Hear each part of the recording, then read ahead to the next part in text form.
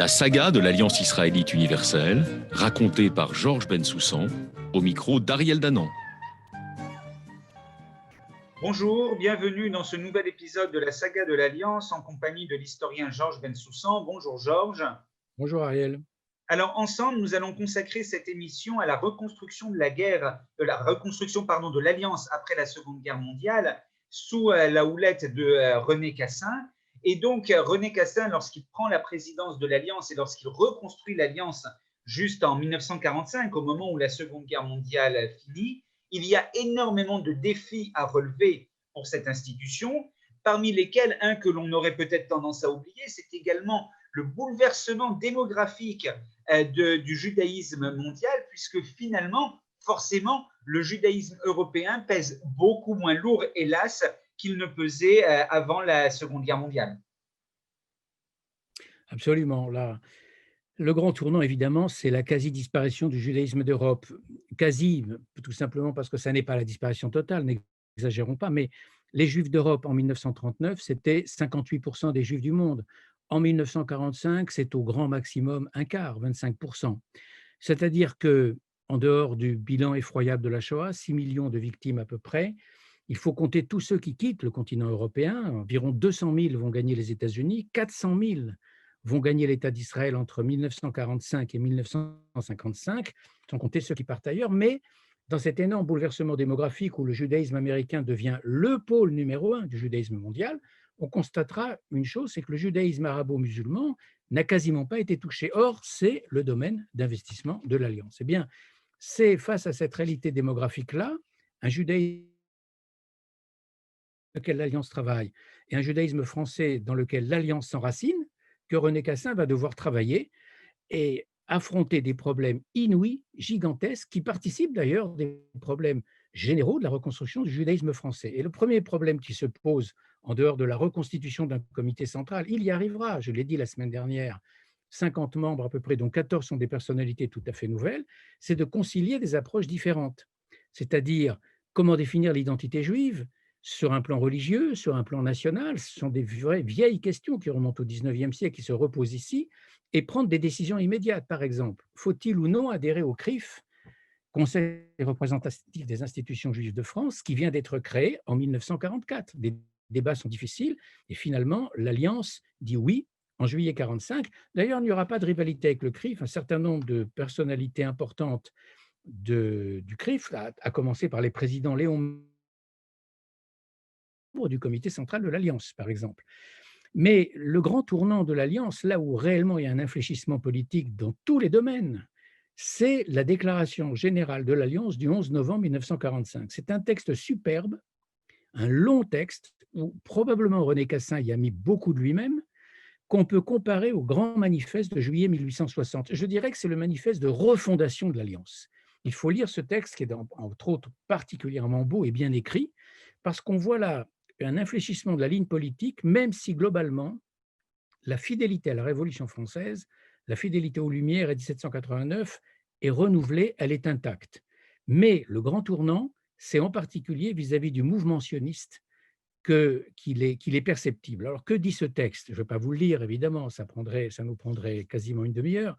Je dis simplement que vis-à-vis du sionisme, par exemple, on lit, et c'est étonnant quand on se souvient de l'antisionisme d'un Jacques Bigard et d'un Sylvain Lévy. On lit ceci. Le sionisme a suscité depuis 50 ans l'enthousiasme et l'effort héroïque d'une génération ardente. Il est devenu la fierté légitime de ceux qui donnent au monde le spectacle émouvant d'une renaissance juive en Judée et le suprême espoir de ceux qui, de leurs détresses humaines, lointaines, rêvent d'y renaître avec elle. Fin de citation. On imagine mal ces lignes-là 20 ans plus tôt, au temps de Sylvain Lévy. Et à propos des rescapés du génocide, la même chose également, cette tonalité non seulement pleine d'empathie vis-à-vis des victimes, mais cette tonalité très philosioniste. Je lis.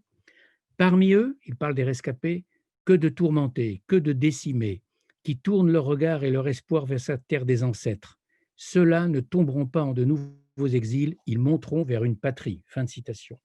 Donc, concrètement, qu'est-ce que ça signifie pour l'Alliance en 1945? Ça signifie que l'Alliance va militer pour l'abrogation du livre blanc sur la Palestine britannique du mois de mai 1945, interdit quasiment l'entrée de nouveaux juifs en Palestine parce que les quotas fixés en 1939 ont été atteints. Ça, c'est la première prise de position. Il y en a d'autres. La deuxième prise de position, c'est que l'Alliance va intervenir auprès de l'UNSCOP, la mission des Nations Unies pour la Palestine en 1947, en faveur de la création d'un État juif. Troisième position, au moment de l'affaire de l'Exodus en juillet 1947, l'Alliance envoie un message au gouvernement français pour protester contre la position des Britanniques. Et à la veille du vote décisif de l'ONU du 29 novembre 1947, on sait que les dirigeants de l'Alliance, René Cassin en tête, ont envoyé des missives au président du Conseil, comme à d'autres grandes autorités de la République, pour inciter la France à voter oui au plan de partage de l'ONU. Bon. Mais on ne peut pas limiter ce grand texte du 11 novembre 1947 à sa seule inflexion vis-à-vis du sionisme. En réalité, il y a également une inflexion sociale qui est d'autant plus perceptible qu'elle est en rupture avec la ligne très conservatrice de la bourgeoisie israélite française des années 1900-1940. Que dit le texte? Où l'on voit bien cette inflexion sociale, qui est d'ailleurs dans la lignée de l'inflexion sociale de la République française et du gouvernement provisoire du général de Gaulle. Je rappelle que le Conseil national de la résistance de 1943 et le GPRF de 1944 ont une inflexion sociale marquée, et l'Alliance n'échappe pas, évidemment, à ce climat général qui va vers une sorte de socialisation de l'économie française. Que dit le texte? Il dit ceci: il ne suffit plus de pourvoir l'enfance juive des bienfaits de l'instruction primaire, il faut encore détruire le taudis et les laideurs qu'il perpétue. Fin de citation. C'est une préoccupation nouvelle, même si dans la pratique, on sait bien que les maîtres de l'Alliance, du Maroc à l'Irak, ont... Alors, quelle ligne suivre? Désormais, il y a une chose qui est frappante dans ce texte de novembre 1945, c'est que l'optimisme d'avant-guerre est mort. Je cite cette phrase terrible: « Nous venons d'apprendre ce que valent les droits au temps de la tranquille barbarie. » Fin de citation. Et l'inflexion ici, elle est très nette. On sait que la position de l'Alliance a été toujours d'enraciner les populations juives dans la patrie où elles sont nées. Ici, c'est l'inverse. On va aider à émigrer parce que l'enracinement en partie échoué, parce que la destruction du judaïsme européen a montré les limites qu'était l'émancipation. Et donc l'Alliance va certes prôner l'intégration quand c'est encore possible, mais elle va aider à émigrer à chaque fois que l'intégration est impossible, et elle le fera très concrètement. Mais en même temps d'ailleurs, et c'est une autre inflexion, que l'Alliance a toujours prôné l'universalisme et n'a pas mis le message juif au centre de sa démarche.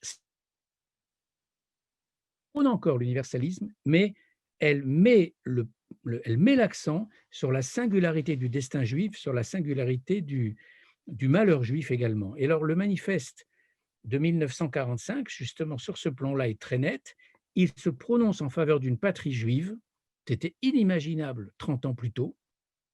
Il se prononce en faveur du sionisme de terrain, et d'ailleurs il sera relativement écouté. Et au-delà de toutes ces positions, de ces prises de position manifestées par le manifeste du 11 novembre 1945, il y a des tâches plus concrètes qui se posent à René Cassin et à ses amis qui l'entourent. C'est comment reconstruire le judaïsme français au-delà de tous ces problèmes internationaux.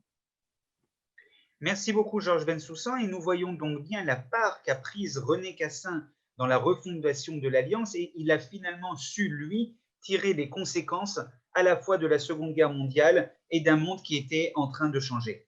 Merci beaucoup, Georges Bensoussan, et nous nous retrouvons la semaine prochaine.